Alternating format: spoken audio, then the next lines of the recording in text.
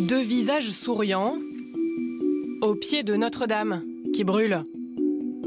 La photo devient virale, partagée plus de 50 000 fois. Les deux hommes sont accusés de tous les maux sur les réseaux sociaux.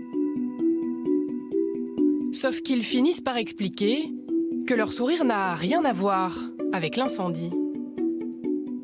Au moment de passer sous le ruban, il m'est revenu dans le visage. Ça nous a fait sourire.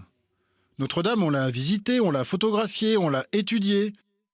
En tant qu'étudiant en architecture, voir un tel bijou brûlé, au contraire, ça nous a fait quelque chose. Tous deux, encore étudiants, disent désormais craindre qu'un employeur potentiel les reconnaisse et renonce à les engager. Ces inquiétudes quant à notre réputation sur Internet, les assureurs les ont bien comprises.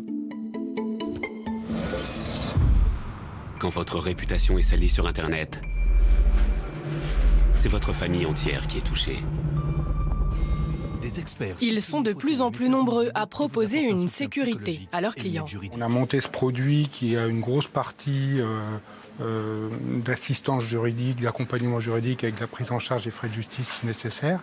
Et puis pour un certain nombre de cas, on a des garanties spécifiques en plus de l'assistance juridique. On finance et on organise l'intervention d'une société spécialisée qui normalement travaille pour des VIP ou des entreprises, étant donné les coûts, et qui là va pouvoir intervenir pour nettoyer tout ce qui doit l'être sur le web et que nos clients souhaiteraient faire disparaître. Le marché reste confidentiel pour les particuliers, mais beaucoup de grandes entreprises, de personnalités publiques suivent de très près leur réputation grâce à des technologies de pointe. Exemple, sur le candidat français à l'Eurovision, Bilal Hassani, et tout ce qui s'est dit de lui sur Internet. On peut voir à l'écran, donc c'est 6 mois de conversation sur Bilal Hassani sur le web social.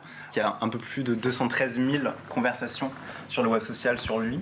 Les auteurs sont plutôt des gens de 18 à 24 ans, plutôt des femmes et plutôt localisés en France. On est à peu près 50% de positifs et 17% de négatifs. Dans ces 17% de négatifs, ça va être des sujets beaucoup plus polémiques. La Palestine, Israël, la religion, son appartenance à la communauté LGBT. Des éléments clés pour comprendre en temps réel l'état de l'opinion.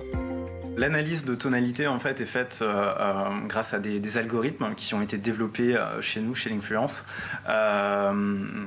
Des algorithmes qui vont se baser à la fois sur le champ sémantique utilisé dans la conversation, les emojis, et ce sont des algorithmes qui sont aussi capables de comprendre l'ironie, par exemple, ou le sarcasme, et d'inférer en fait la positivité ou la négativité d'un message.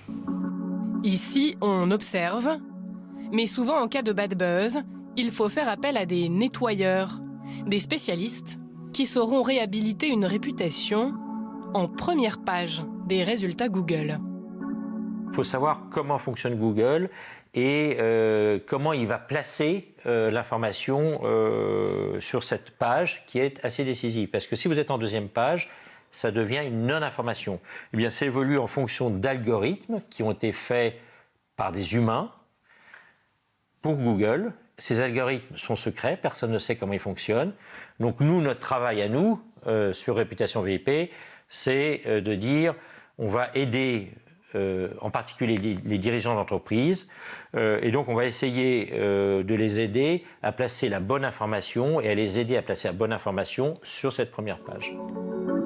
Jouer avec les algorithmes pour faire disparaître peu à peu ce qu'on ne veut plus voir. Sur Internet aussi, il faut parfois laisser le temps faire son œuvre.